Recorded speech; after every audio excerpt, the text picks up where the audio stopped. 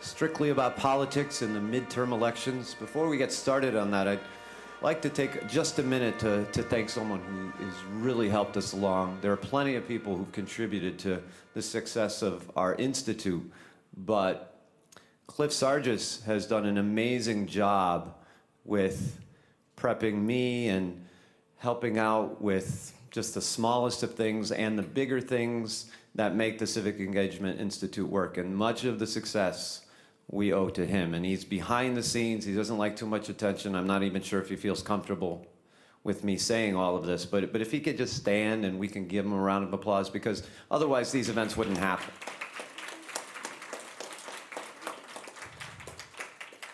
There are a lot of other people to thank. Professor Brown, who you'll hear speaking in a minute, he's part of our advisory board. He's helped immensely. We have Ira Mazil, who's a professor here. He teaches public speaking and interpersonal. Robin Knowles just walked in. She's part of our advisory board. So lots of people to thank. And it's oftentimes what happens behind the scenes that contributes to our success. Okay, so the midterm elections. What we'll do is I'll speak for, 15 to 20 minutes about what I see as the important impact that the elections had. And then Professor Brown will speak for 15, 20 minutes as well. And then we will open it up to questions and comments that all of you had. And we wanted to make sure we allotted enough time to have you speak, because we think that's important too. We don't like to just hear ourselves speak. We want to hear from you. Okay? So that's what we'll do. I want to start with, my clicker doesn't work, so this picture. So two people in Texas. They are neighbors. One was a supporter of Ted Cruz for U.S. Senate, the other for Beto O'Rourke. They decided to take a picture in the name of civility, of coming together despite their political differences. And I think that's a really good picture. We'll say more about that in a minute, but it does show that people can get along regardless of what side of the political aisle they're on. First, the numbers. Let's look at the breakdown of the elections and how they went. Good news to report. First of all, there were lots of votes, and they're still to be counted. We have not finished counting all the votes, but when all is said and done, the results will show that more than 100 million Americans participated in this year's election. That's 50% of eligible voters. Now, that's only 1 out of 2. It's not the greatest thing that ever happened to democracy, but if you compare these midterm elections to past ones, for instance, in 2014, only 79 million people voted, and in 2010, 82.5 million. It's almost a, 25% increase. So certainly something was stirring people this year to vote. Maybe it was the Trump effect, whether you like him or not, but it was certainly something that made people want to go to the polls. And it was pretty bad weather in some parts of the country, and yet people still came out to vote, and I think that was a good thing.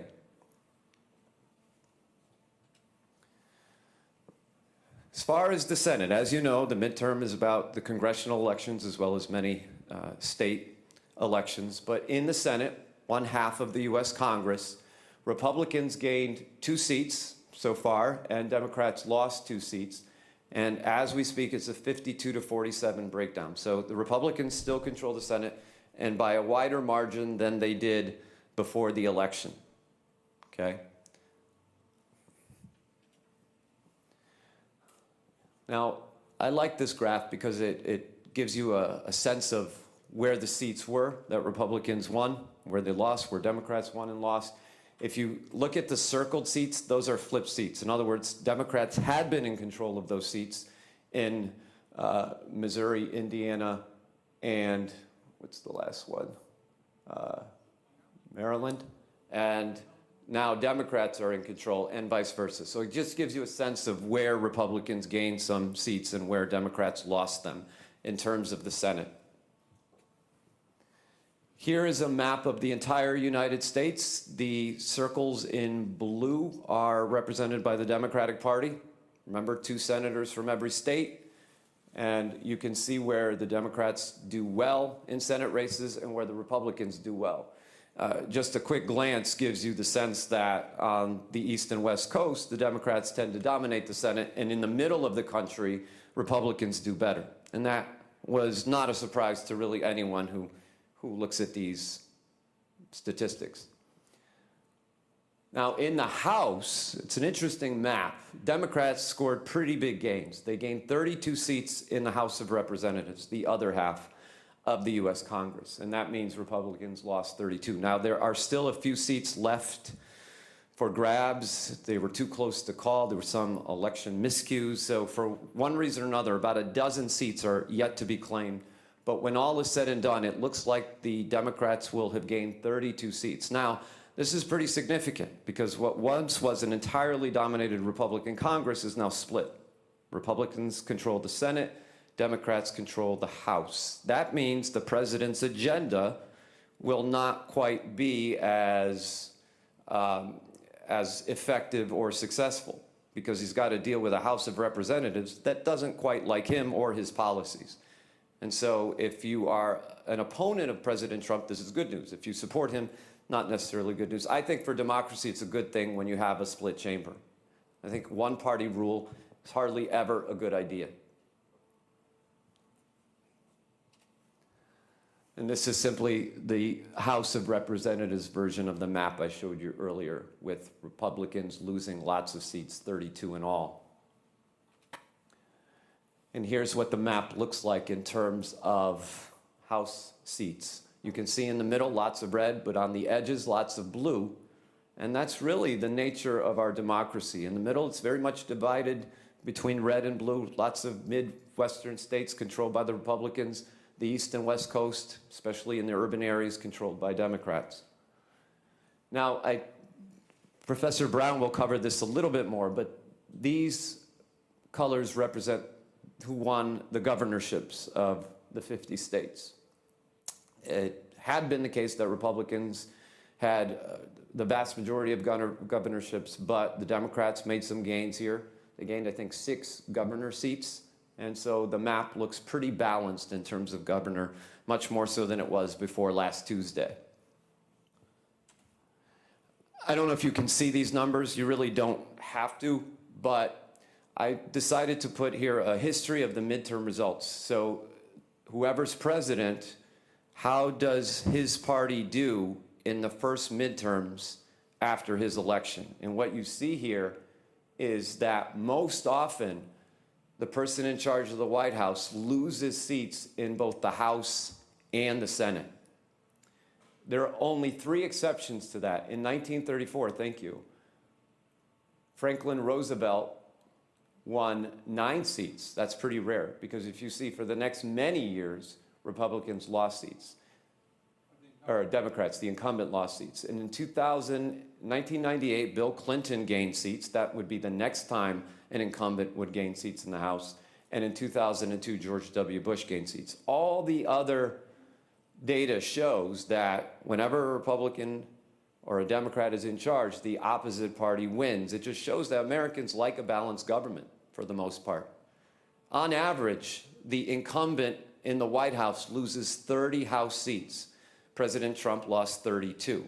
So not necessarily a wave, but certainly a victory in the House of Representatives for the Democratic Party. I wanted to break down the numbers a little bit more, and this looks at the national House vote among white likely voters by education and region, because political scientists, they break down these numbers every which way they can, by demographics, by race, by color, by class, by gender. You can see in the Midwest, the Northeast, and the West, among college women, Democrats did really well. College-educated women really almost single-handedly voted for the Democratic Party to control the House of Representatives. The only exception to that is the South. It begins to shrink that lead. Among college-educated men, the numbers are closer, but still, college-educated men gave the Democratic Party an advantage. Among non-college men and women, the results are much closer. Within the South, non-college educated people voting almost wholeheartedly for the Republican Party. So there's this breakdown that I find very interesting. And that's not to demean uneducated people. That's not what I'm getting at all. But different people have different interests based on their identity. And we're going to talk about identity more as we go along. I just thought this was an interesting breakdown because it shows things by region, by education level, and so on. Now, if you look at those demographics a little bit more closely, one of the things you'll see is that rural voters gave the advantage to the Republican Party. They voted for the Republican candidate very overwhelmingly, and I gave a few examples of that. In 2012, the Missouri Democratic senator, her name is Claire McCaskill, she won a rural portion of Missouri, Saline County, by 22.5 points. But in last week's election, she lost, I should say, by 21.4 points, a complete reversal of how that particular county voted between 2012 and 2018. And as a result, Claire McCaskill was one of those senators who lost her seat to a Republican. In the Florida statewide races, it was a similar situation where Democrats outperformed Republicans in suburbs, in urban areas, among educated whites and Latinos, but they lost overwhelmingly the rural areas of Florida, and that brought about GOP Republican victories there. And these patterns were repeated across the country. And it's interesting, as big as we are, as large of a country as this is with many competing interests, the same patterns tended to repeat themselves. And that is true also of Connecticut, by the way. I have an interactive map that I wanted to show you very quickly. And again, Professor Brown will talk more about this in a few minutes. But if you look at this map, which is below, you'll see the rural-suburban split very overwhelmingly. The areas in red, again, were those towns and municipalities that voted heavily Republican, and the areas in blue voted Democrat. In the northeast corner, overwhelmingly, the victory was given to Bob Stefanowski. But in the urban areas and surrounding suburbs, Ned Lamont won pretty convincingly. In some areas, he won 80% to 20% in the blue areas, especially in cities like Bridgeport, New Haven, Hartford. So that rural-urban split, that rural-suburban split is present in Connecticut, even as it is present elsewhere. And you can see the results. Again, Professor Brown will talk about these results a little bit more. It's pretty close. 49.2% for Lamont to 46.3% for Stefanowski with Oz Griebel. You can't win an election if your name is Oz. That's just a golden rule of politics. It's just not going to work. But he did take votes away from somebody, quite clearly, right? And it was because of the urban areas that Ned Lamont won the election for the most part. Suburban voters, as I said, gave the advantage to Democrats. Now, this was not always the case. In 2016, President Trump won lots of suburban areas, but in 2018, the electoral map has changed a bit. And so if you look at the Midwest, the Northeast, the South, and the West, suburban voters voted heavily for the Democratic Party, with the exception being the South. But even in the South, among suburban voters, Democrats closed the gap from the last election. And these are just where the Democrats had an overall advantage. Among majority-minority populations, that is where minority are the majority of people, plus 2.4 for the Democrats this election cycle. Among white suburbs, 5.3% advantage to Democrats. Even among pro-Trump manufacturing areas of the country, in states like Pennsylvania and Ohio, the Democrats did better than they did in 2016. And among those who voted for Obama in 2012 and Trump in 2016, Democrats gained +4 percentage points of the vote. So the bottom line for the election, a couple things. Democrats won big among people of color, blacks, Latinos, Asians, and others. They also won handily among urban voters, and they made gains with educated suburban whites, especially women. Republicans won among rural whites. Suburban whites, they still had an advantage in some areas, and with less educated whites. That's where Republicans scored a majority of their gains. And the striking thing about this election, and this is reflective of our political culture in general, is that identity, at least in a lot of cases, meant more than ideology. In other words, how you identify yourself was more important than what you believed in a lot of cases. So identity was more important than ideology.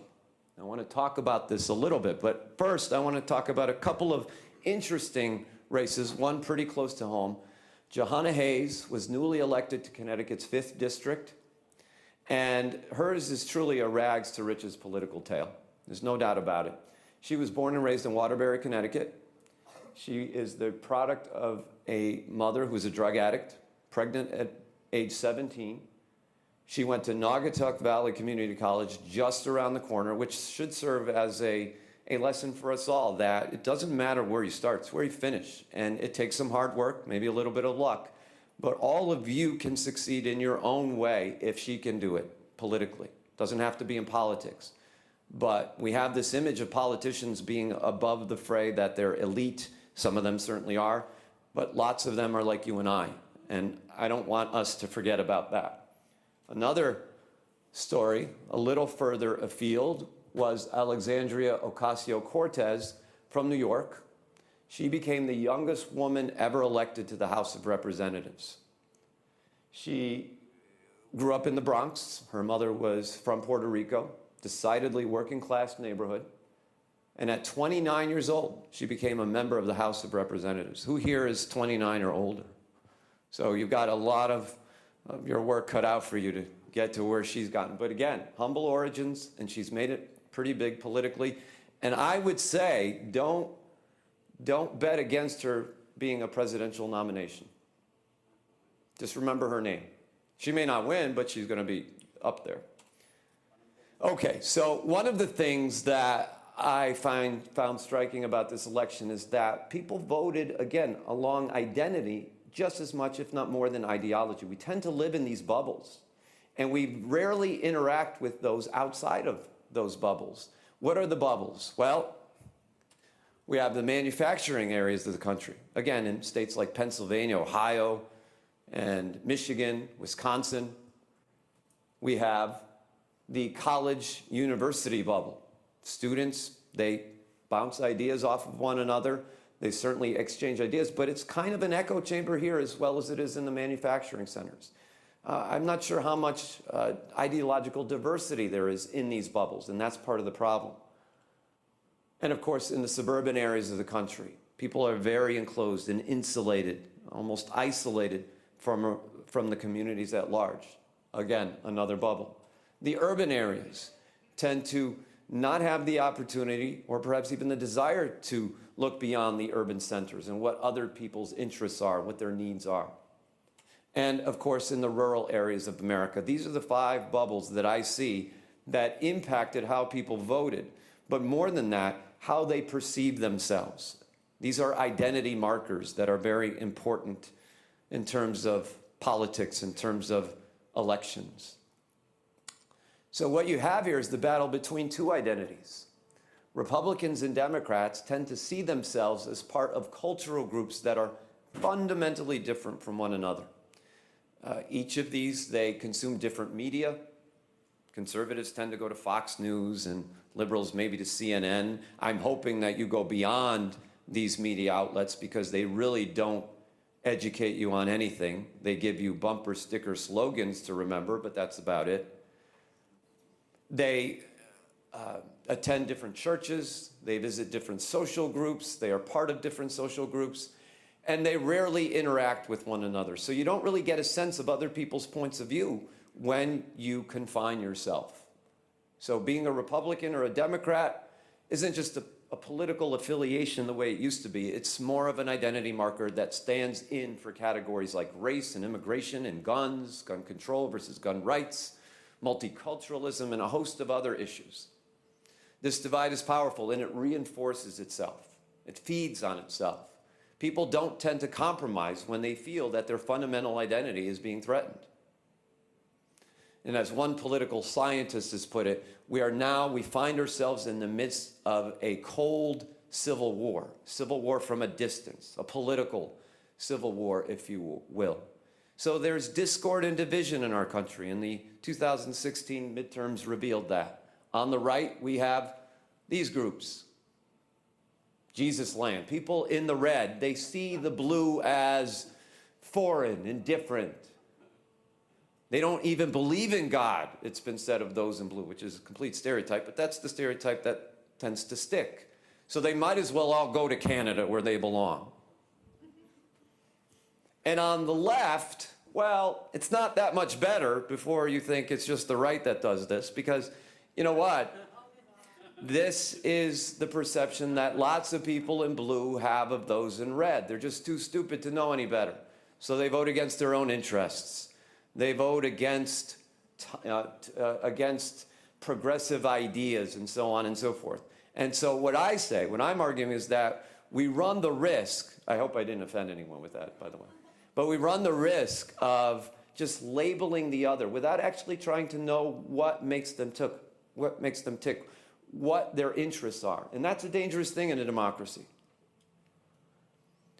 What I would call the anti-liberty movement is alive and well in the United States, where the extremes have a voice, and they drowned out other voices.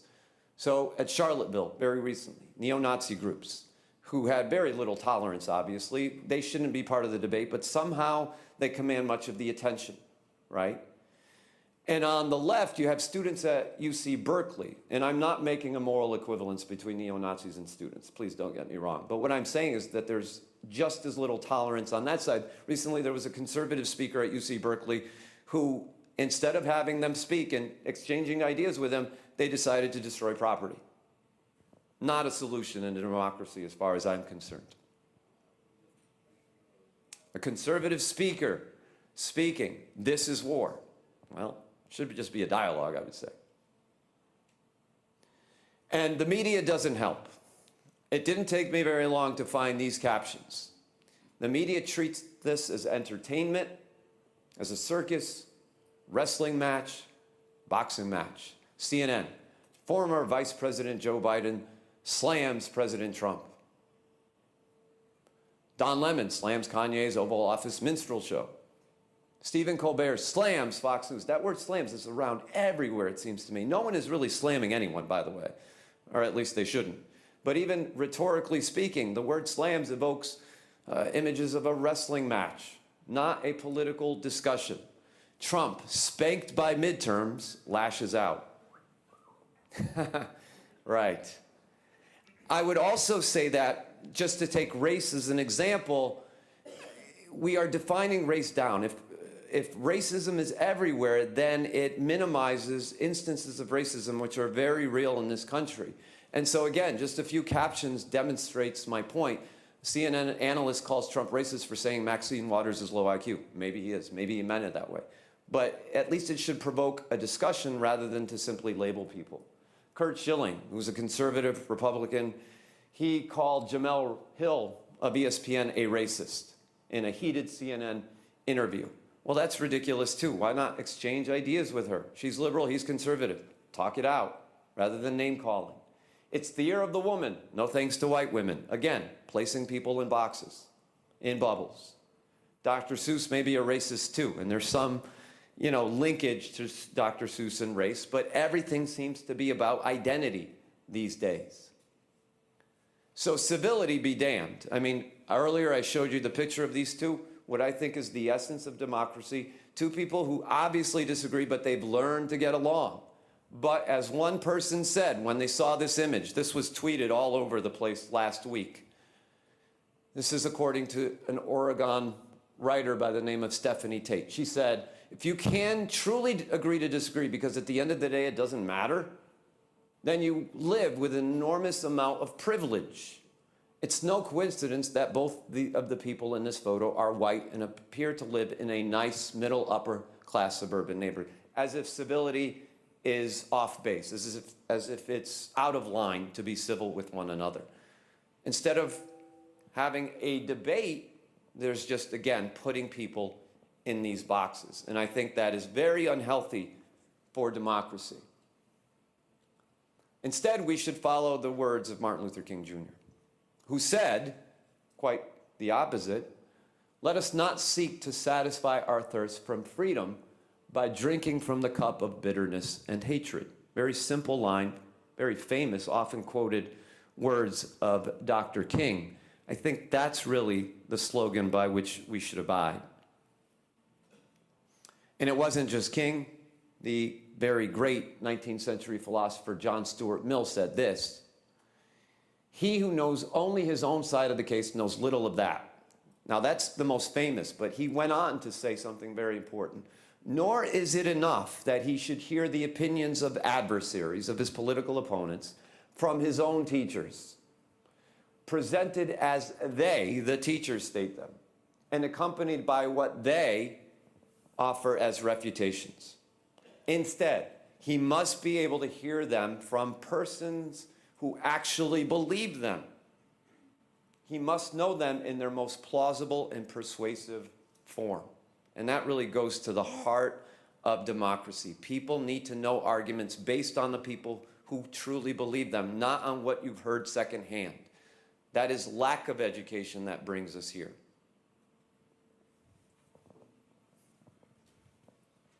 And it's not just Western philosophy, by the way. The whole concept of yin and yang, two opposites, they go together, they need each other. Conservatives and liberals, believe it or not, we need each other.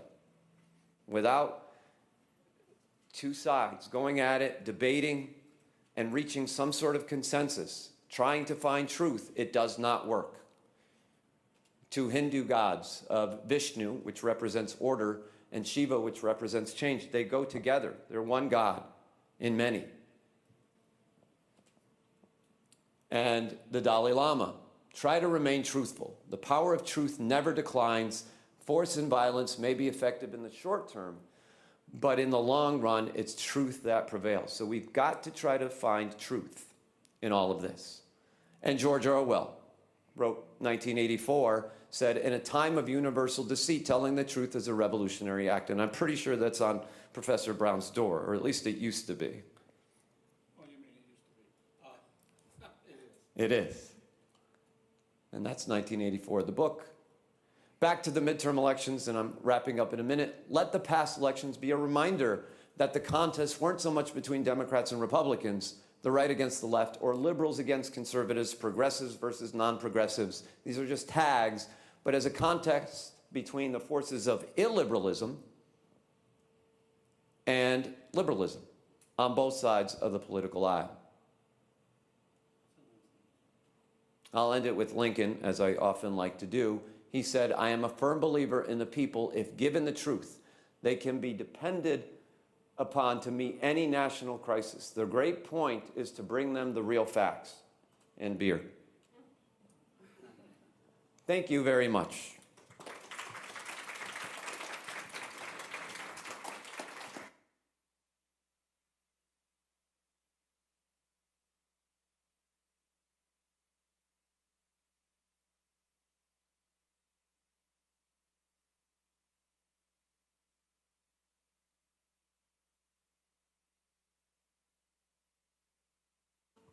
Hello. Now, how many voted?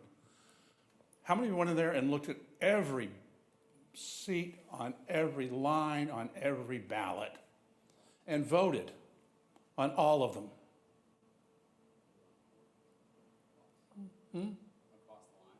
Well, no, I'm not saying how you voted. I'm just saying, did you vote for every line?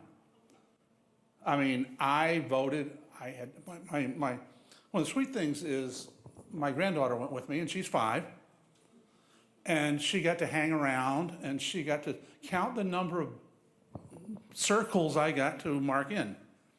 And she came up with 21, which is right. And there were, let's see, the governor's race, the race for Senate, Chris Murphy and the guy who lost, which I think most people knew he was going to do, the race for Congress, the race for State House of Representatives in my district, the race for state senate in my district, the 2 ballot questions that appeared for the state ballot. You flip it over, and in my city, which is Bristol, you had 4 local elections. There were 21 in all, and she got to count them all. And I'm leaving aside the ballot questions because, yeah, you vote yes or no. It's without regard to party affiliation. But when it came down to voting for people, she noticed, well, Grandpa, you voted down here for him and up here for everybody else. And she's right. I voted for one Republican. And I voted for that Republican because I know him, I respect him, I like him, I value him. And I also know, respect, and value the Democrat who was running against him. It's just that I think that I value more slightly the Republican candidate. Do they disagree on issues? Yeah, they probably do. Does it matter? Not that much. I trust them both. So I voted for the one that I know and trust more. And I think that sort of goes to the point that Raphael wants to make, I was trying to make. Vote the way you want to vote, but vote remembering that the other person is not evil. The other person just belongs to a different political party, or perhaps espouses a slightly different attitude. And I stand here and say, I'm a Democrat, okay? So I'm one of those minorities in many regions of the country. And what was the name of that no thing there? The graphic that you showed, the one with all the red areas were labeled? No, not the one that says go live in Canada. The one that said all the red states were Dumbfuckistan. That's right. I'm sorry. I said it out loud. And if you got to bleep me, you got to bleep me. But yeah, I grew up there. I lived my life there. I was 21 years old before I ever moved north of that part of the country. I know people there. Over Christmas, I'm going to go visit people there. They're not evil. They're not bad. They're not stupid. They just see the world a different way. And I grew up in a culture that saw the world a different way. Do I like this world better? Yeah. But does that mean that they're stupid or evil or bad? No. I do think demonization goes both ways. And I think if you look at some of the political rhetoric lately, especially coming from the president, you see a lot of demonization of people from people who didn't grow up in Pakistan, living, and he goes after them. He is willing to accuse people of cheating and stealing elections. He is reckless with his use of words. And, we need to be aware of that. But that doesn't mean that the people who voted for him are the same as he is. And is it possible? No, you're gone. Can I go back and find that graphic about Connecticut? Because I want to make a couple of points about Connecticut. The town-by-town vote, yeah. Connecticut is a state, and if you take Dr. Fierro's state and local government course, you will hear this, I'm sure. Connecticut is a state of 169 cities and towns. And that's how we vote. Our new governor-elect, not taking office yet, but governor-elect, Ned Lamont carried, 169 cities and towns. Governor-elect Lamont carried, how many would you think? Okay, he won the popular vote. He got more votes than the other guy, so he won. Out of 169 towns, how many do you think he carried? 46. He carried less than a third, or a little bit over a third, of Connecticut's cities and towns. Now, a few points to make about this. Yeah, great. And Dr. Fierro is right. If you look here, New Haven, you look up here, Hartford, you look down here, Bridgeport, you look up here by a lesser margin, Waterbury. Yeah, Ned Lamont carried those. That's because the cities are Democratic. And they always vote for Lamont. I went to bed on election night at about midnight thinking, well, it's not over yet, but Bob Stefanowski is in the lead. And I assumed, well, that's probably our next governor. And I'll say this didn't surprise me. I thought he was going to win the election. And I'll talk a little bit about why that happened, why I thought that in a couple of minutes. But then you see something interesting happen. Overnight, while I was asleep, sleeping blissfully, well, not so blissfully, the vote from the cities came in and they tilted the balance. And I woke up the next morning reading Ned Lamont, new governor of Connecticut, because the city votes came in late and they came in strong, as we knew they would, for Lamont. But I wanted to point out something else about this election. I think it sort of feeds into what Dr. Fiera was talking about. There are certain portions of the state that always vote Republican. And this time in the race for governor, they didn't. Towns where rich people live, up there. How many of you have driven through Cornwall? It's a great little place. Not many people live there. And the roads are nice. You get good foliage in the fall. And they always vote Republican. In the governor's race this time, they didn't. Down here, a nice little Fairfield County. This is Danbury, so it usually votes Democrat in presidential elections. But down here, you also see these little towns here, towns where Weston, let's see, another one, these towns here. Yeah, Norwalk, Norwalk is a good example. And you see, it's interesting, these towns where rich people, wealthier people live, suburban towns, and this is Bridgeport, so it doesn't count. It always, well, that's Stratford, okay, Bridgeport, but you can see they make a nice little L for Lamont. And these are towns that fundamentally changed sides this time. They voted for the Democrat, Ned Lamont, over the Republican, Bob Stefanowski. Okay? And down here, wealthy towns down here, also voted for Ned Lamont over Bob Stefanowski. Why? Because this race, in many ways, was a referendum.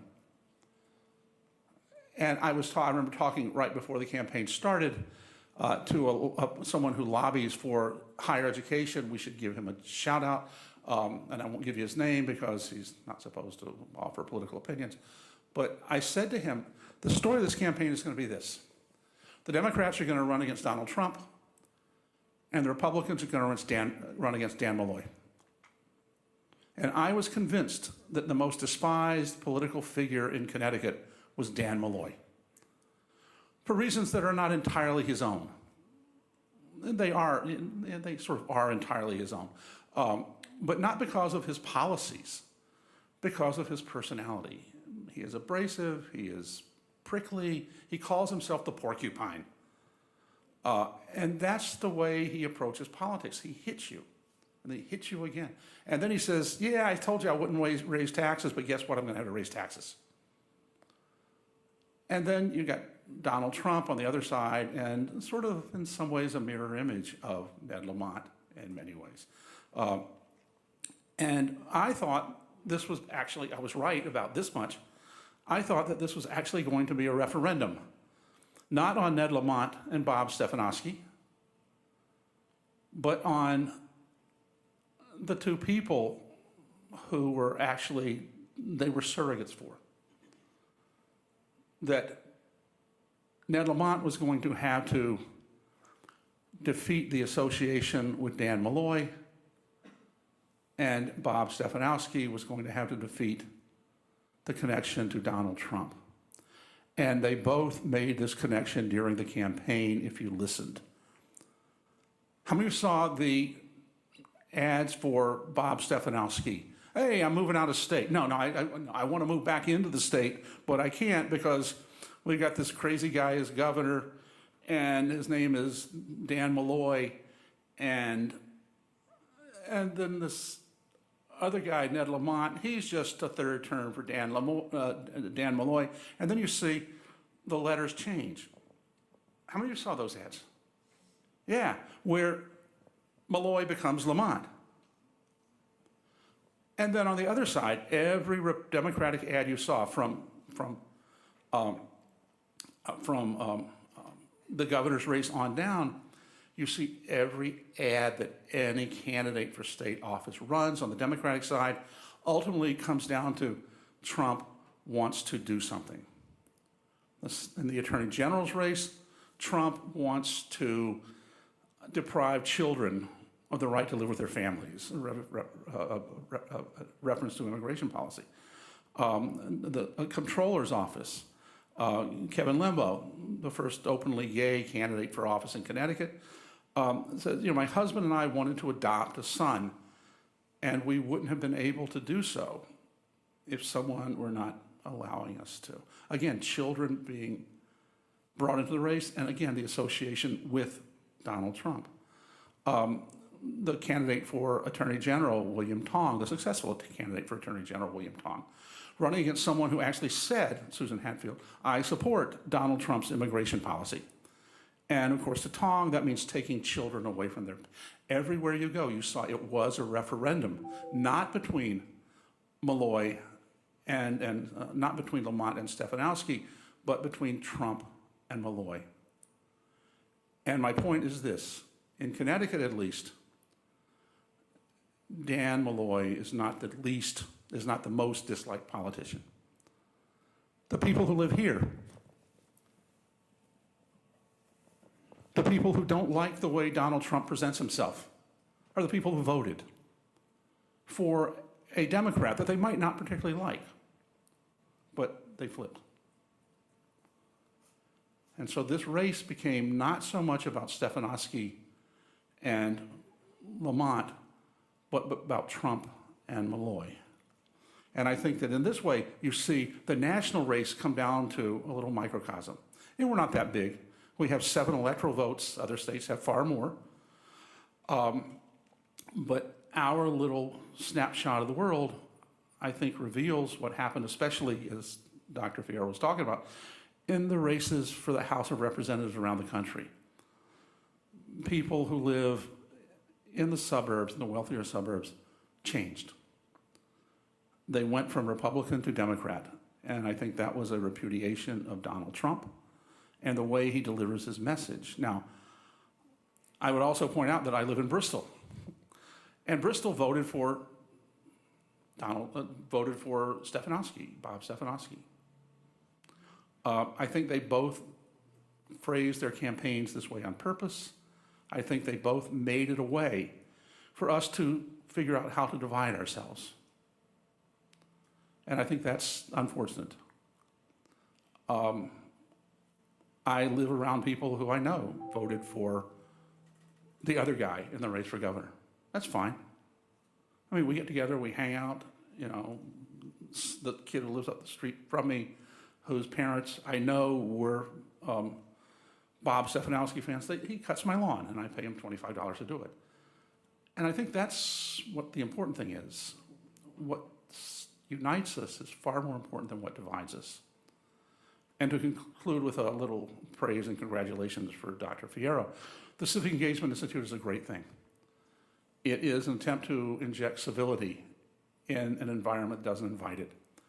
And I'm glad he asked me to participate today, and I hope that I helped the Connecticut political scene come into a little bit more focus for you. I would also only add this, to further the notion that this was a race between a Trump vision and a non-Trump vision. 2 years ago in the elections for state offices, the state Senate, the state House of Representatives, the state Senate, 18 Republicans, 18 Democrats. Today, probably 25 Democrats, 13 Republicans. In the state House of Representatives, about a 6-vote margin for the Democrats. Today, a 13-vote margin. The Democrats won because, in Connecticut at least, the message of divisiveness didn't work. So, thank you.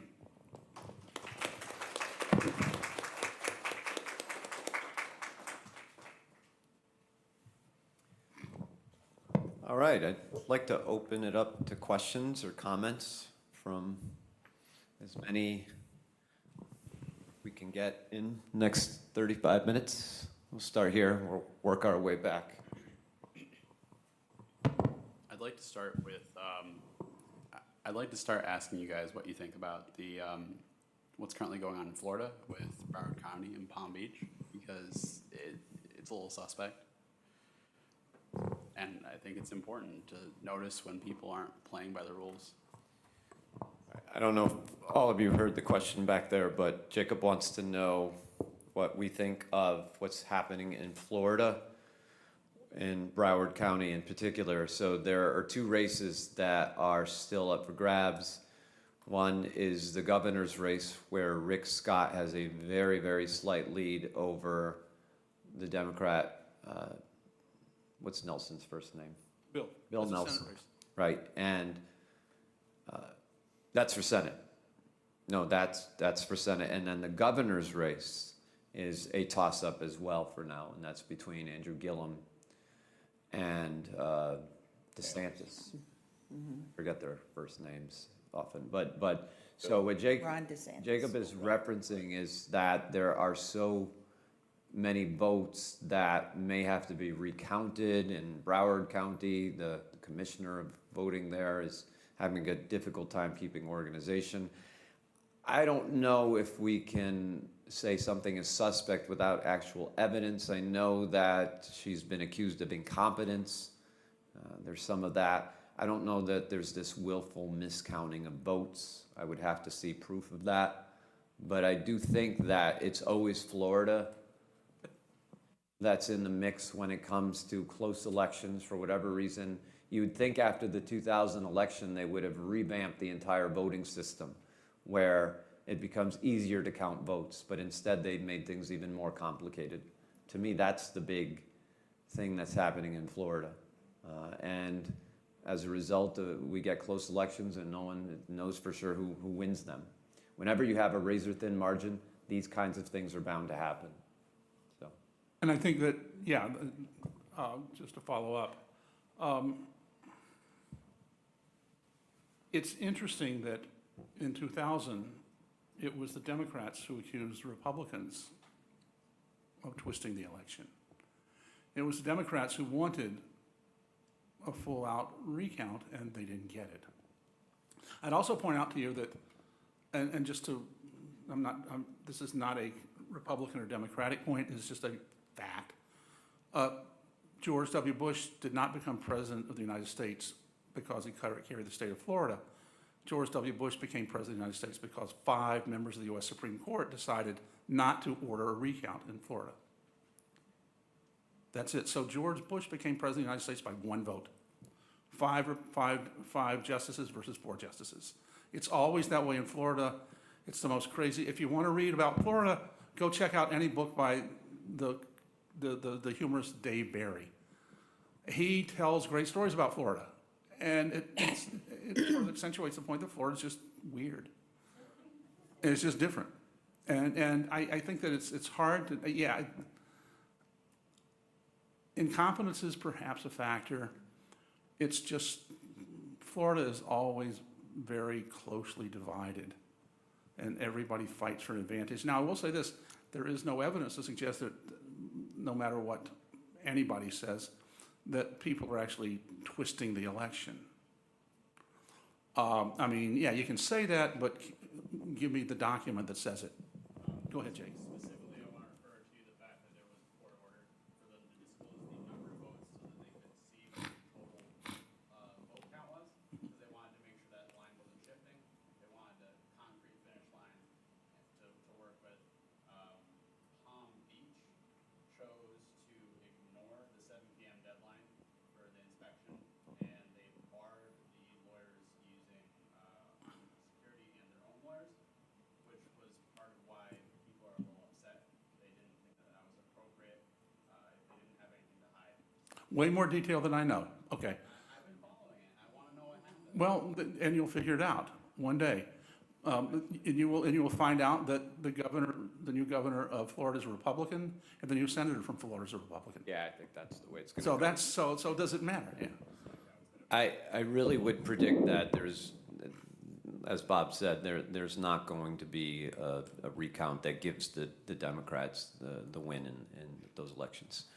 We have a couple of questions back there. Is that Pat? Yes, it is, Hi, Pat. How are you? I'm surprised you recognized me from down there. Of course. Well, I'm very happy to be back and to listen to you both, since you were both professors and I audited your courses. So thank you for the opportunity to ask my question. Quite welcome. It really has to do with the fact that you mentioned the different philosophers and getting back to the essence, really, of what what is important and morally and ethically, I think, been lost over the last couple years.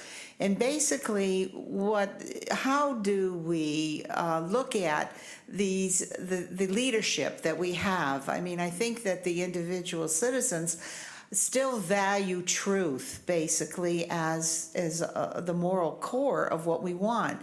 And how do we confront the fact that our president is not truthful, that he lies all the time, that he lies with impunity, that he is caught in all these lies? And how do we protect people from the false information that's out there in the, as he calls it, fake news?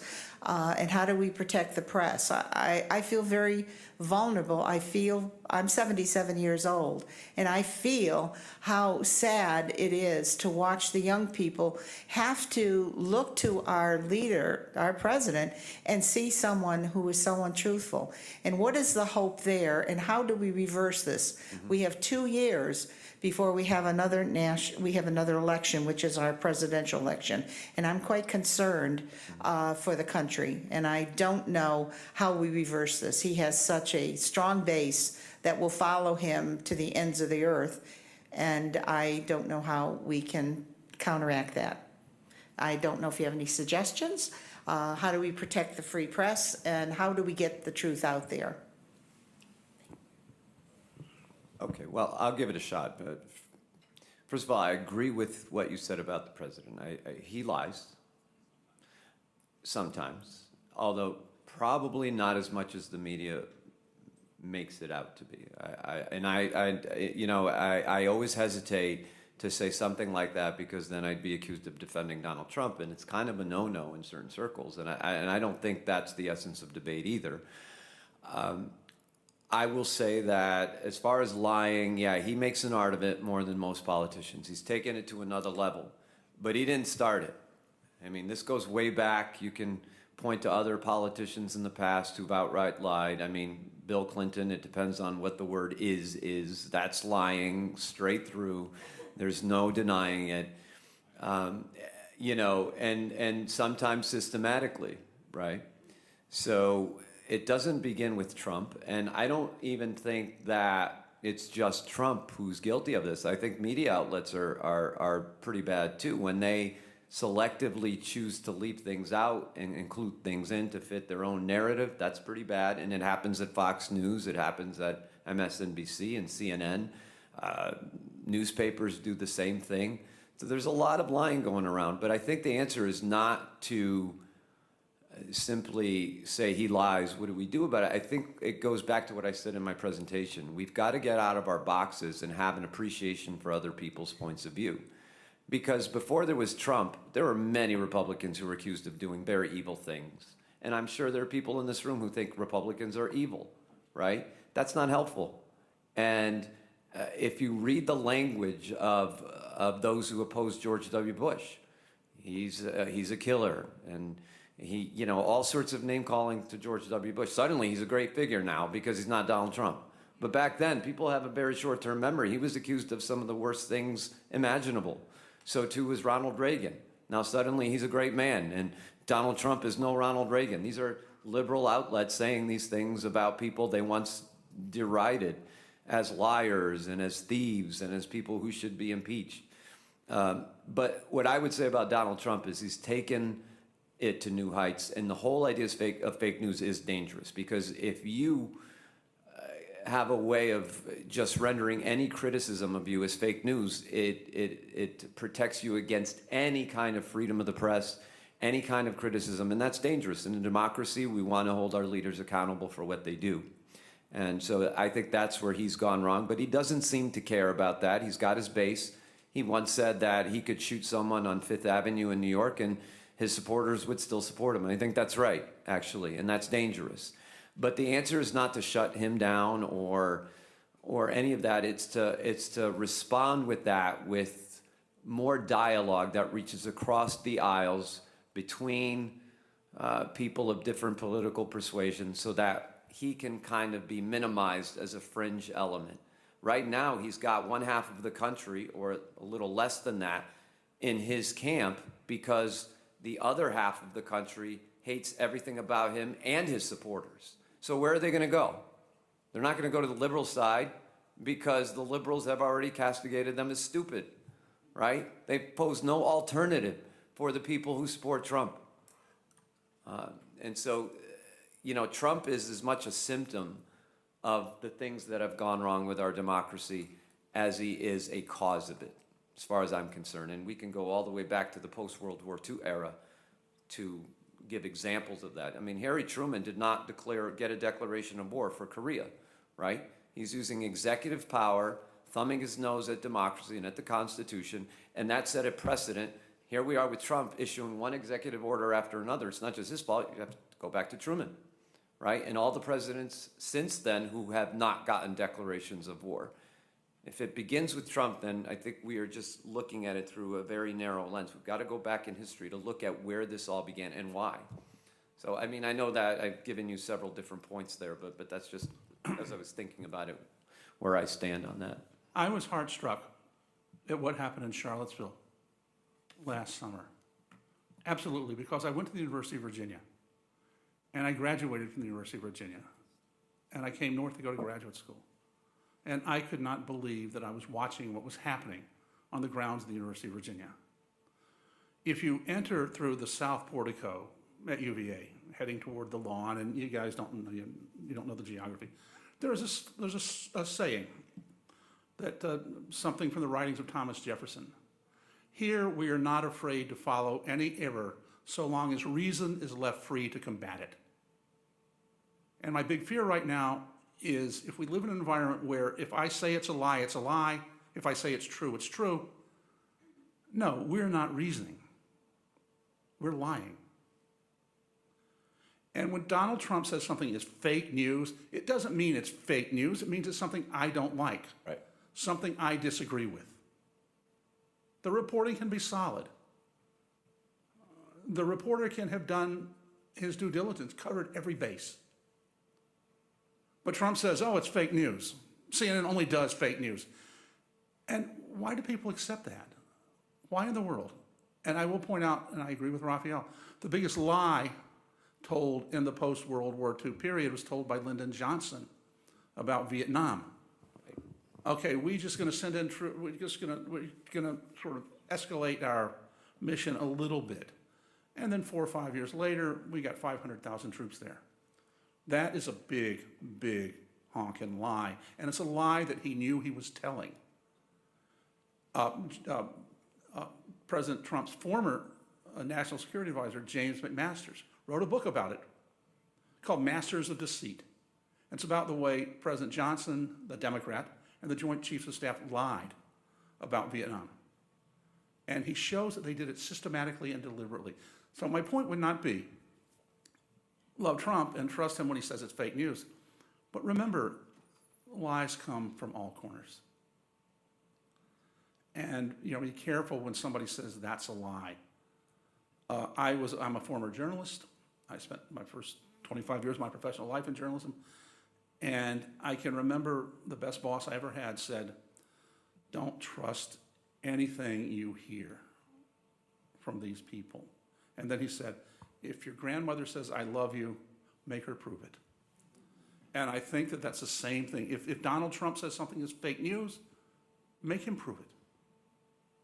I would also add, before we get to the other comments, that I don't think social media helps the situation because it feeds into this idea that, what Trump says is true. I mean, these algorithms that are on Facebook,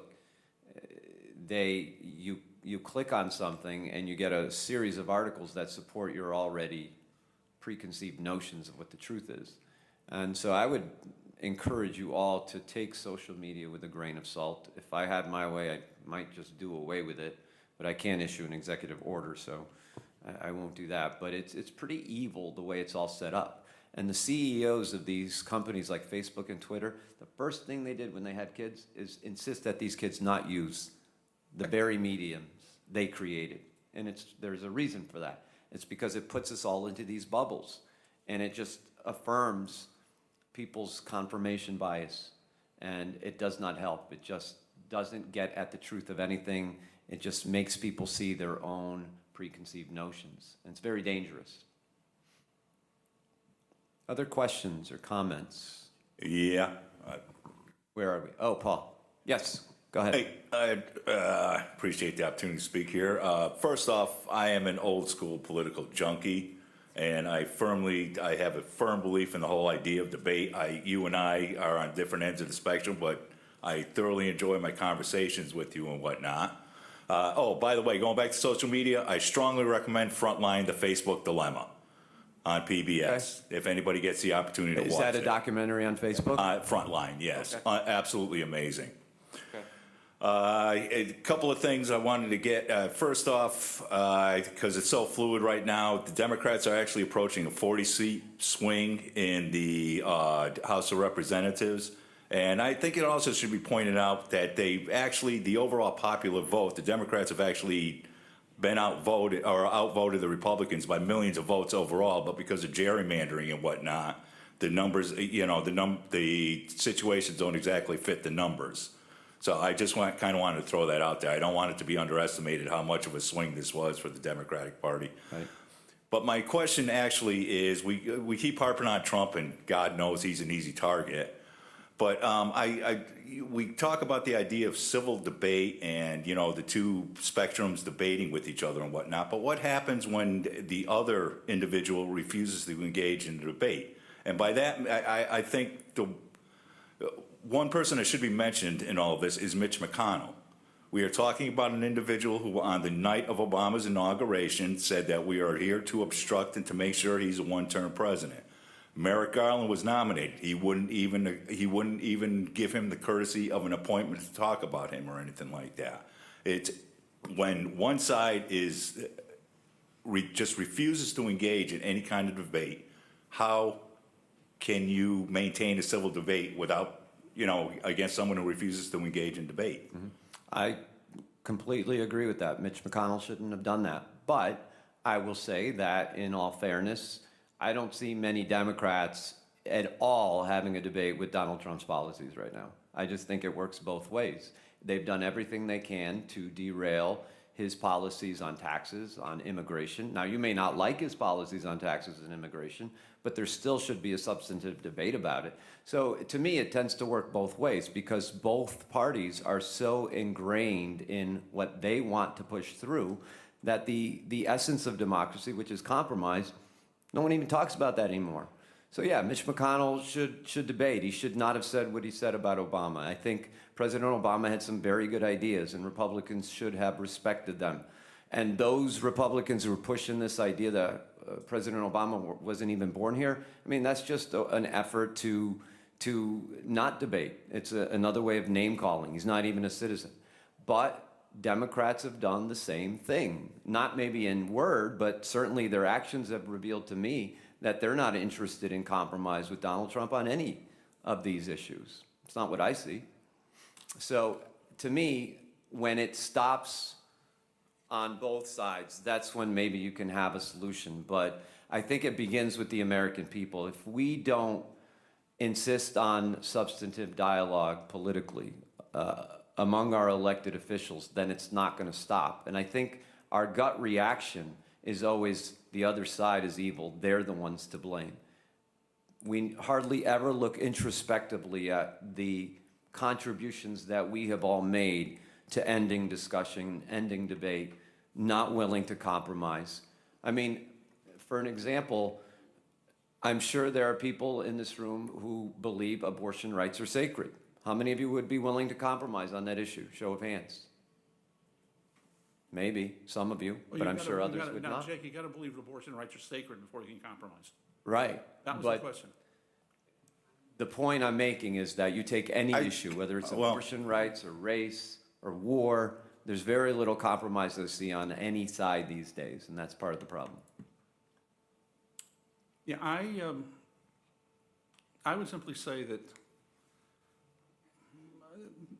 they're not ready to talk to each other because they're so busy appealing to their base, the people who will vote for them. I would point out that from the Democratic perspective, you saw a change in this election, in the election for the House of Representatives. You saw the House of Representatives flipping from Republican control to Democratic control for one big reason. Democrats won districts that historically had voted for Republicans. And these are the suburban districts. We saw it in Connecticut. You can see it around the country. What you have to do if you want to win an election is convince other people that you're more right than the other guy. And that is not shutting down conversation. That is going out and talking to people and convincing them that you are right, or that you have more to offer, or that you have more, I don't know what, style points. But make yourself more available to be listened to and discussing and arguing with than the other side. Because I think that the message, at least in suburban America, in the last election was they're tired of this shutting down discussion. They're tired of people not talking to each other. And especially when they don't like what the other person is saying and refusing to talk. So you did see a flop. And if you can build on, either way, if you can build on that. And, you know, yeah, they both, I can remember, I said Vietnam was the biggest lie of my time. It is. It remains. It's a democratic lie. Perhaps the second biggest lie of my time is those people who, after 9/11, began to articulate the notion that it was somehow or other a conspiracy by Bush to bring it down and therefore to seize political advantage. I don't believe that. I read all the literature. I don't believe it. I don't believe that anyone could do that. I can't believe that anyone who could do it would do it. You're asking for me to believe in a scale of evil that is so vast that I can't even imagine it. I would prefer to kill 3,000 people to maintain my base of power. I don't believe that. Lies come from both sides. Exaggerations come from both sides. What you got to do is get into the trenches, figure out what you believe, and talk to people about what you believe. Not just here, in the neighborhoods. Find something, find a cause, find something you believe in, and talk to people about it. That's civic engagement in its best sense. That is one solution. I just want to add, what I mean by compromise is not compromising your principles. What I mean is taking your point of view and turning it into policy, taking somebody else's point of view that's different than yours, turning that into a policy package. So together you come up with a comprehensive solution to some of these problems. So for instance, we talk a lot about immigration, right? It's become such a hot button issue, but we talk past each other. So Donald Trump talks about the wall, and the media harps on the wall, and is he gonna build the wall, is he not? And you know, the Democrats say we need to let these people in, they're refugees, and that's all they want to talk about. A comprehensive solution would be to protect the borders, number one, but also to provide a path for citizenship. So both sides are getting a little bit of something, right? And you address the issue of citizenship. And you allow people who are refugees to come in, but there's got to be a process. That's what I mean by compromise. You provide for a comprehensive solution. With school shootings, the Democrats love to argue about gun control. Fine. It's debatable whether gun control actually works, by the way. But let's put gun control in a package along with mental health measures to treat both of those things. So again, you have a comprehensive solution to the problem of school shootings, right? That's what good politicians would do. But I don't see much comprehensive package building as far as policy goes. And that's a big problem in Congress these days. There are some initiatives that go across the aisle. A few. Chris Murphy's been engaged in a couple with Republicans. There have been initiatives in the House to deal with, on small levels, with things like immigration, with things like defense spending, but very little, very little. Okay, we want to make sure we get to other questions. I don't know who is. Sure.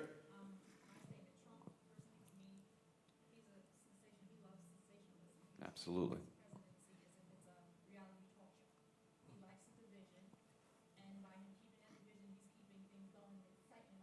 Watch a reality show. When you watch a show, you can't wait to find out next week what's going to happen. So Right. that's how he's treating his presidency, and it's sad because he's dividing this country. When Obama, in a sense, he kind of brought it together. You saw more unity when Obama was in.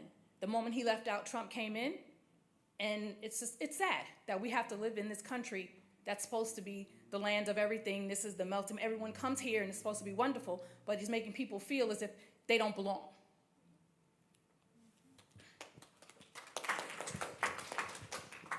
Well, I don't disagree with what you're saying about President Trump. I think that's true.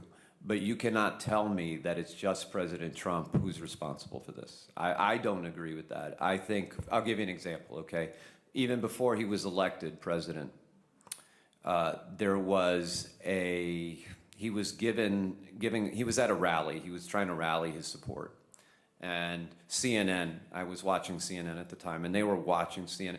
They had Trump on all the time, and their ratings soared when Trump was up, right? Trump's given a megaphone. It's not he who took the megaphone. CNN and others provided him the megaphone, so there's something to be said. Then they cut to Marco Rubio, this was in the primaries, when Rubio started making fun of the small hands that Trump had, and he started making fun of him physically. CNN cut to Rubio. The minute Marco Rubio started talking about policies, they cut away from Rubio and went back to Trump.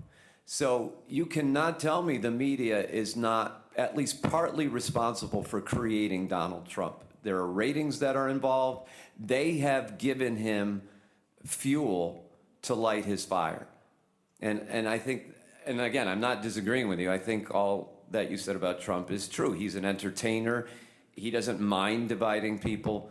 But the media is complicit in that. They love the fact that Trump's become president in some ways. They pretend not to, but they show him all the time. And, yeah, so anyway, that's all I wanted to say about that. But you're right. I have a question that sort of goes along with that. Since we do have to admit that the major news outlets are slanted to a bit, and we choose to watch the ones that we agree with, Right. what would you consider one of the most balanced, honest sources for us to get news if we want to get like the real truth? Yeah, Professor Brown said C-SPAN. I wholeheartedly agree. The problem is C-SPAN is not entertainment the way CNN is. It doesn't talk about slamming and shaming and trolling. So I don't know how exciting it is for the average viewer, but I would encourage you all to watch C-SPAN. If you had to watch any news at all, I wouldn't exactly encourage you to turn on the TV or, go onto social media. Magazines like The Atlantic, really good. The New York Times review of books, really good. Some of the newspapers, as biased as they may be, but I would have a kind of multiple point of view of newspapers. The Washington Post, the Washington Times, or the Washington Examiner. Two of those, right? So you balance those viewpoints. The New York Post, the New York Times. But a lot of people just read the New York Times, and you get a certain point of view. And I just think that's not healthy, again, because what you want is multiple perspectives, and then you make up your own decision about what the truth is. And as regards, if you're looking for a single source, yeah, the C-SPAN is great. I would also argue that if you look at, and we're not talking about news here, we're talking about opinions. If you look at the opinion section of the New York Times, you'll find a balance. You'll find David Brooks arguing with Gail Collins. And they embody two very different perspectives. But you can see, if you go to their opinion pages, issues being argued about, not being presented. And that's the other thing. News organizations present news, okay? What we think about it is determined on the opinion page. What people think about it is written about on the opinion pages.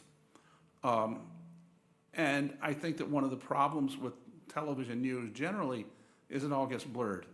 Okay, Donald Trump doesn't like Don Lemon. And I don't know whether Donald Trump should like Don Lemon or not. I just know that it's a fight. I know that Donald Trump insulted Jim Acaro at the press conference the other day. Why? Because he was a jerk? I don't know that. Because he asked questions? Because Trump didn't like him? Or because Trump wanted to say, you're a jerk and people will watch me? The thing is, you got to consider the source. And you've got to consider the media outlet. Television is into ratings. Yeah, newspapers are into circulation and they're falling. But you can find opinion that is fair and balanced. You can find news that is straightforward. I would hesitate to tell you to look for any particular media outlet, broadcast media outlet, except for C-SPAN. If you're actually looking for something that is just, this is the way it is. So. There's an app called Smart News, which does a really good job of presenting multiple points of view as well. And that's one of the things on the internet, one of the few things that I would advocate. It's called Smart News. It's pretty good. You can also go to the Tunxis library and go to the databases and look up issues and controversies. And they deal with the issues and the controversies, and they do it in an even-handed way. And it's easy to get to the library. Just go to the website and click on library. And then click on articles and databases, and it'll take you there. I think we have time for one more question. Okay, Connor. Don't be personally offended, Connor. They're not leaving because you stood up. They have to go. This is always fun. Always fun. Go ahead, Connor. So the way I've always kind of looked at it is there's 7 billion people on the planet, and there's over 320 million Americans. Correct. And the way I see it is we've lost the mindset of the individual. We now look at it as a two-party system in a sense that it's like two sides. You've got the Republicans and the Democrats, red, blue, conservative, liberal. And you have a mindset of it's my way or the highway. You have a mindset of if you're not with me, you're against me. It's not unheard of to have a Republican who supported Obama or a Democrat who supported Trump. It's not unheard of. Many people feel that way. Not a lot, but many people do. And I guess the question I'm asking is, because of all of the mindsets we have, all individual people have individual thoughts, individual minds, individual ways of looking at life. My question is, how do we encourage individual thoughts and individuals to kind of not be so afraid of being individual, to encourage others around them, and to even get young people who are very impressionable to be more individual instead of thinking of the mindset of Republican, Democrat, good versus evil. It should be a United States, regardless of even being American or being, any other part of the world. Individualism is something we've forgotten, I believe. Well, I think you're right. I think one of the things that gets in the way of individualism in the United States is this focus on identity politics, kind of what I referred to earlier.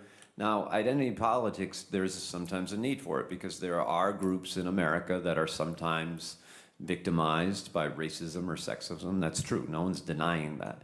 But when we engage in an overabundance of identity politics, it removes the individual from the equation. And I think it also removes a sense of individual independence of thought. And that's kind of a dangerous thing, too.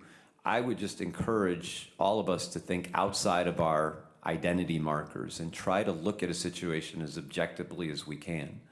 And that will lead to success. And that's what we try to do with civic engagement. I think that's one of the goals is to get out of our echo chambers and look at things just by an assessment of the facts. Right. And unfortunately, what happens is confirmation bias also gets in the way of that. And there are studies that demonstrate that the more educated someone is, the more they are guilty of confirmation bias. So education is not necessarily the answer, though I wouldn't advocate people not get educated. We have to find a way to be aware, at least, of our own confirmation bias. I mean, I was on Facebook a while back, and there was this heated exchange among faculty members from Tunxis. And one of them said to somebody else, "You are just a victim of confirmation bias," not recognizing her own confirmation bias, of course. We have a way of magnifying the errors of our opponents politically and minimizing our own. And I think if we can flip that, we'd be much better off. We have to be a little bit more humble. Maybe it starts with humility. I think that's a great point. I frequently say and sometimes mean, but then I could be wrong. I frequently am. Okay, I could be wrong. It happens. So. What's the question? I was just thinking.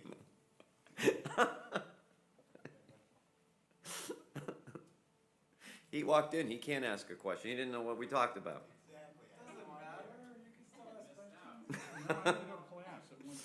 This was not about the election. It was not about politics. It was. Are there any other questions? Well, I'd like to, again, thank you all for coming. We do have a question, I think. Yes? Go ahead. Here, let me give you the mic. Thank you. Yeah, you have to press the button. By the way politics are right now, and it's a toxic place, and there's a statistic, I'm sorry, Okay. it said that by 2050, there won't be a majority race within the United States. Do you think that it's playing out to be, all the politics and how things are going right now is setting stage for like a bigger conflict within the near future? Well, I think the optimistic side of me says that eventually these divisions do have a way. First of all, they're cyclical. They move in cycles, right? And, you know, there was a time in the late 60s when most Americans pretty much thought this country was permanently torn and divided. I would say the 60s are more divisive than we are the time we are living in now, although you could make the argument of the opposite. But somehow we worked past it. We found our way. It took a while. We had to work through the 70s, but eventually there was a bit of a consensus that was formed. So the demise of the United States, reports of the demise of the United States, I think are greatly exaggerated. I think we have a way. We will find our way. Maybe it's after Trump is out of office. Maybe that's what it will take. Maybe it will take more civic engagement on the part of our students, learning more about the basics of government, the basics of history. But eventually, I think there's good news on the horizon, although most of us, maybe we can't see it just yet. I would say in the 1960s, one of the, I'm a lot older than him, okay? And because I went to school during the 60s. One of the best-selling books that I read was by a sociologist named Rollo May, and it was called The End of the American Era. And it was basically, it's all over. We can mail it in from here on out. And of course, that turned out not to be the case. I would say this to pick up on your point. I think that's a good point. I see a word that has been floated regularly in the past 9 months to a year, describing American politics these days, and the word that's used is tribalism.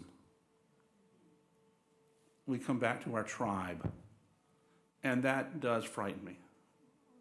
If we are going to be part of a tribe, and by 2050 nobody is a majority, are we going to be a nation of tribes? And I think that our goal is to work to make sure we're not. And of course, I probably won't live to see 2050, but you guys will.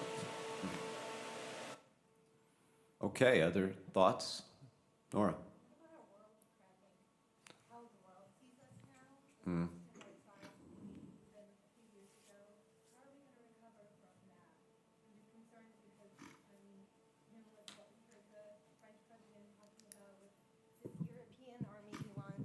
Angela Merkel talking about how Right. like we can't rely on the United States anymore to lead us. Like, where is that going to leave us after Trump leaves office? I mean, Right. I don't know how. Like, maybe we'll recover from our internal strife, but how are we going to recover as a country in the world? Actually, I think the more serious threat is internal. I think the tribalism that Professor Brown just talked about is more serious. I think after Vietnam, for instance, America was at a very low point. I would say much lower on the world stage than it is now. Our allies couldn't trust us, couldn't depend upon us. Our enemies were very quick to berate us for being an imperialist power that couldn't even defeat a third world country.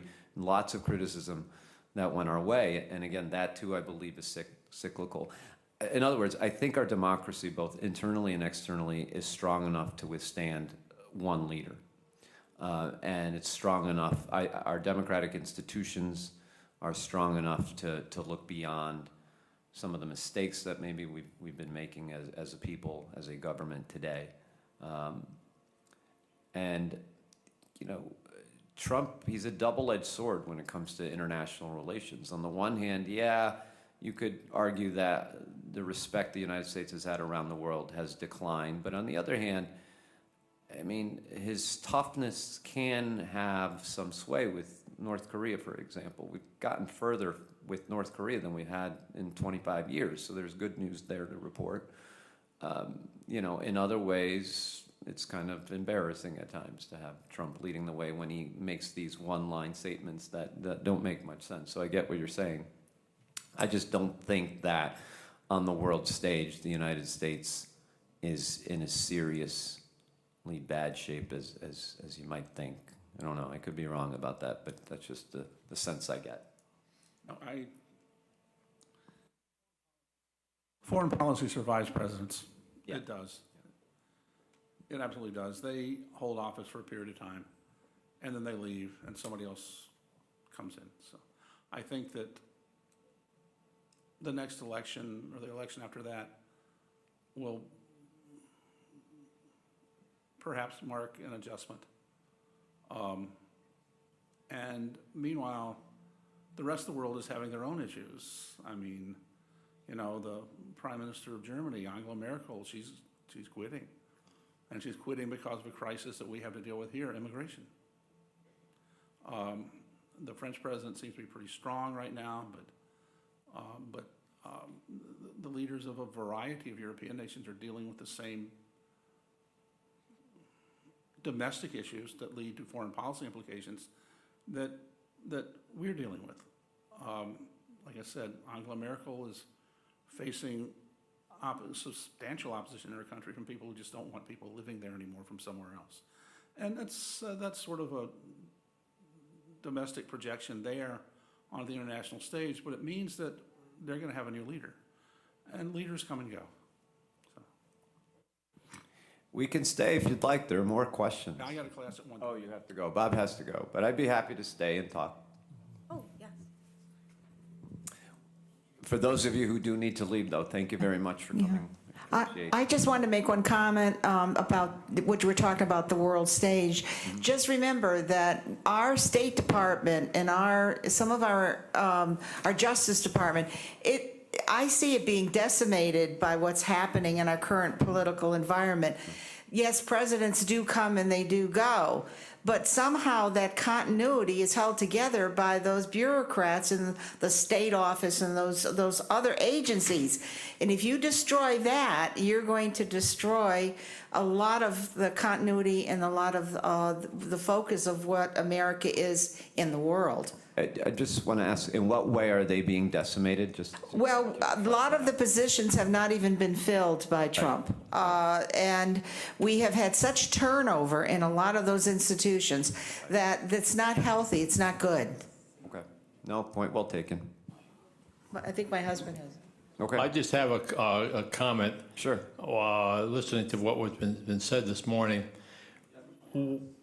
everything is cyclical in this country. Not everything, but a lot of the major issues that confront us are cyclical, that keep coming back. The prime example of that right now I can bring out is the issue of this wall. Right. The United States went through the exercise of trying to build the southern border wall 100 years ago. Right. Around the end of the First World War. And I think it brings to mind the other issue is the fact that people don't learn from history. They like to keep reinventing things. If they would look back every now and then, they would see some of the foolish things that were tried and then were not successful should not be tried again, even though maybe you have a different outlook.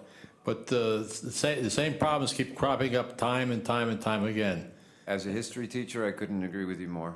I really can't. History doesn't exactly repeat itself in the same way, but there are lessons that we can take from similar things that have happened in the past. Oh yeah, this issue of the wall, or back another movement back in the 1920s was something called eugenics, the idea of racial purity and demonizing people of color and other backgrounds, and didn't work then, and what he's trying to do now doesn't work now. It's just remarkable how it keeps coming back time and time again.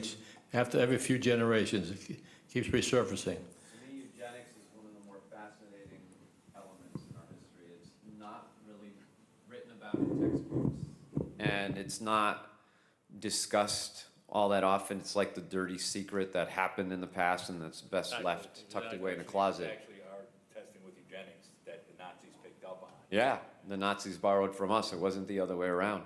Absolutely. That's right, because ours, Yeah, and it coincided with the rise of immigrants from Southern and Eastern Europe. It was a direct reaction to the, 10 million immigrants who came here from Poland and Italy and Greece and other places between the 1880s and 1920s. So it's immigration that's always seems to be front and center on these issues. People fear the unknown. And, I like to use the example of German immigration to this country. When the Germans came here in the 1840s, Anglos looked at them with a great deal of suspicion. And one of the things they found very strange about the Germans is that they would take their food and they would eat it in the countryside. And, Anglo-Americans looked at that with disgust. Today we call that picnics, right? And so immigration has a funny way of changing America for the better, where immigrant customs suddenly don't seem so strange anymore. And that's the wonderful thing that is the United States. We do have a way of integrating, minus the conflict, I should say, despite the conflict. We have a way of working things out. So, anyway, Thank you. thank you very much. I appreciate it.